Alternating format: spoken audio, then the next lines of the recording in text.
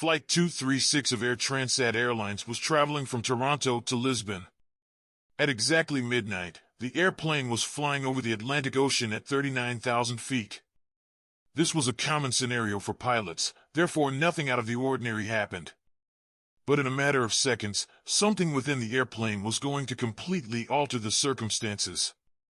Let me tell you something right now, even at 39,000 feet over the Atlantic Ocean, you cannot see the entire Earth. The skipper was going to run out of gasoline when he suddenly recognized this. For the two pilots, running out of gasoline over the Atlantic Ocean could only mean one thing: death. It was an extremely dangerous scenario. Welcome back to zaintv's video content once more. Audience, this occurrence occurred on August 23, 2001.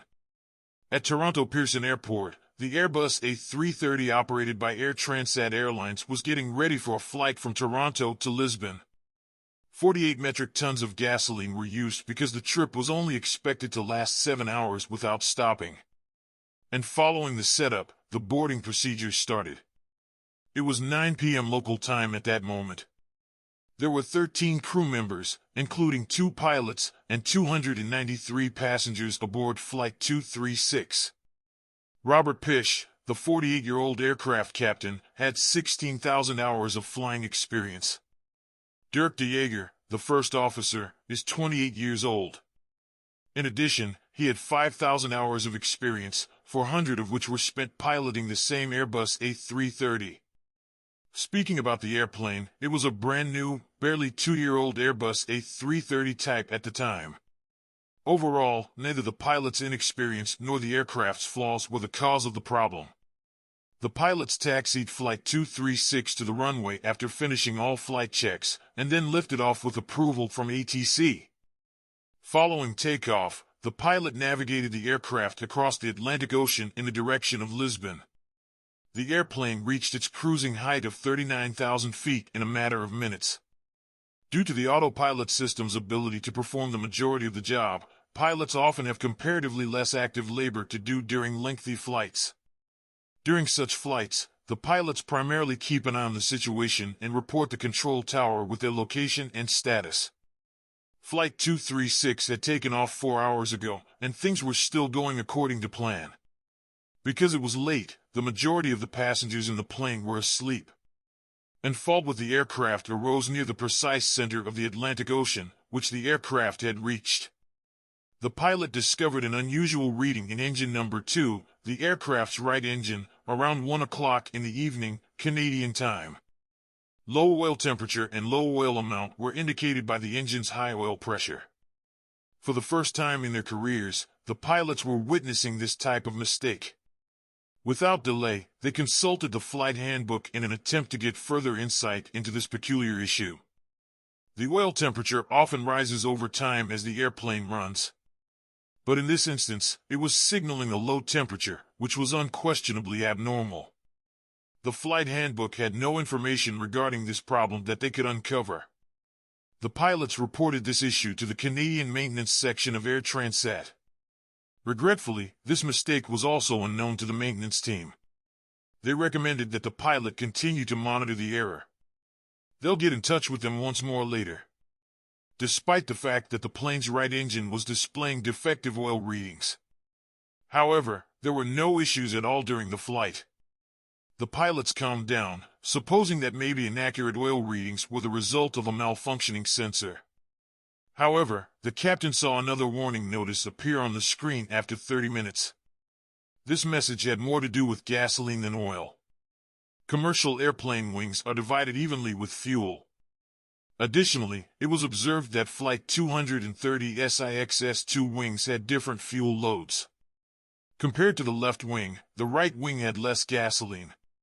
Now, ordinarily, this problem wouldn't be taken so seriously, since a solution to this problem could be found during the journey.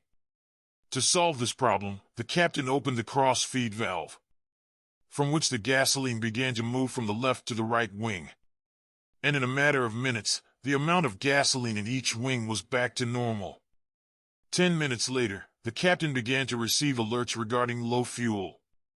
No pilot likes to deal with a situation like this, especially when the aircraft is carrying people. The pilot saw that the right wing's fuel level had dropped once more.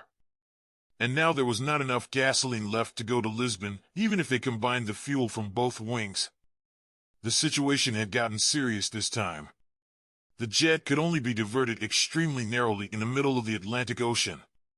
As a matter of fact, the island of Azores was their only viable alternative. These islands, which are located in Portuguese territory in the Atlantic Ocean, include the island of Terceira, which has an airport. First, the captain notified Santa Maria ATC that they would be landing at that airport because of a fuel problem. However, the pilot remained uncertain as to whether they would make it to the airport or if they would have to make an ocean landing. The airplane had around 7 tons, or about 7,000 kilograms, of fuel remaining at that point. Even though it would have seemed like a lot, it only accounted for around 6% of the A330's fuel capacity. And even that was quickly dwindling. The real query is, though, why the gasoline was running low in the first place. Was there a gasoline deficit this time, or was there just another malfunctioning sensor providing false readings?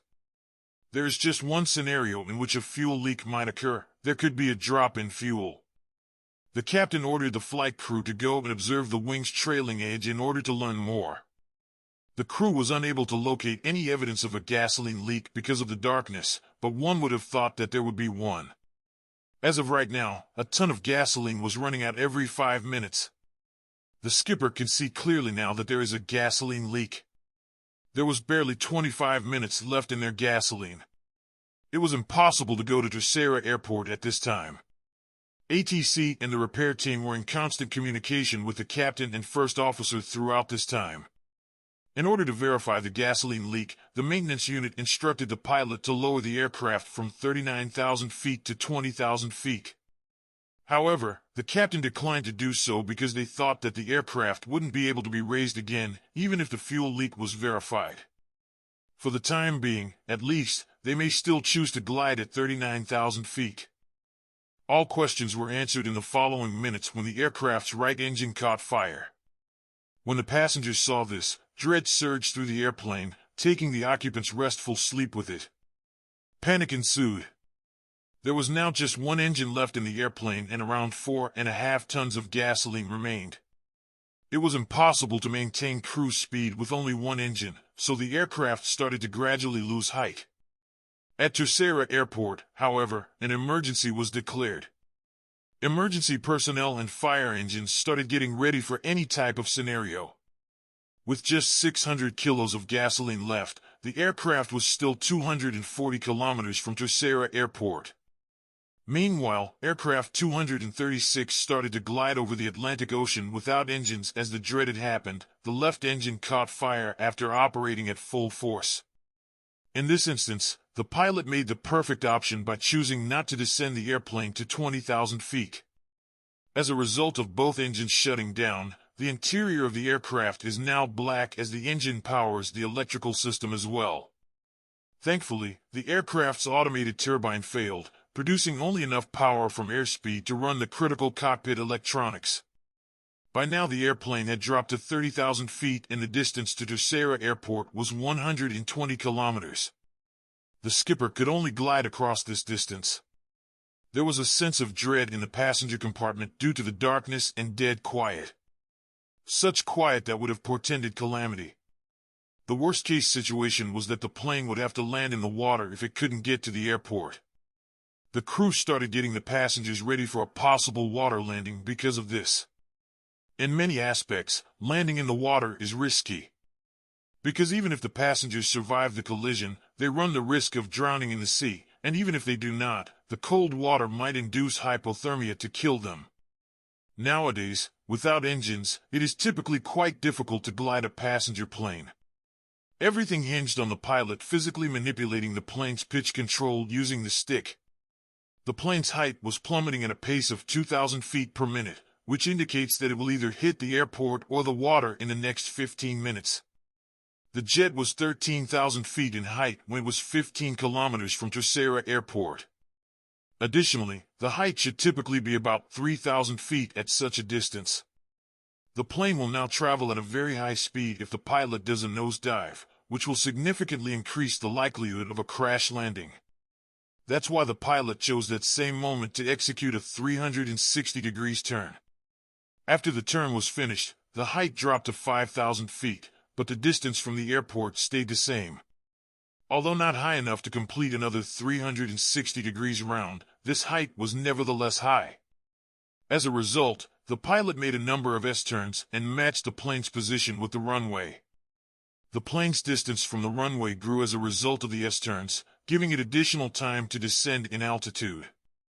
Under normal circumstances, the plane's nose pitches up during landing because engine power is increased and flaps are extended to produce drag. However, Flight 236 lacked engine power, making this landing very hazardous and unlike any other. There was just one opportunity for the pilot to land the aircraft, make it or break it. Ultimately, the aircraft made a violent landing on the runway, rupturing 8 of the 12 tires. The plane was having some trouble coming to a stop, but eventually it skidded to a stop. The moment the aircraft came to a stop, a fire started in its landing gear, which the airport staff quickly put out. In the history of aviation, Flight 236 was the first and final passenger plane to hold the record for the longest glide period without engines. Investigation into the gasoline leak in the right engine found that a portion of the engine had been changed by the maintenance team before departure in Toronto. However, that section belonged on a separate level. It burst the adjoining gasoline line due to vibration produced by a loose fitting. Following this event, Airbus implemented a new technology that will enable pilots to identify fuel leaks in the future while in flight. After completing a dead-stick landing on an Airbus A330, Captain Robert Pish and First Officer Dirk de Jager were awarded the Superior Airmanship Award a year later. I hope you like and spread the word about this zaintv video. I sincerely appreciate your warm words. See you in the amazing next video.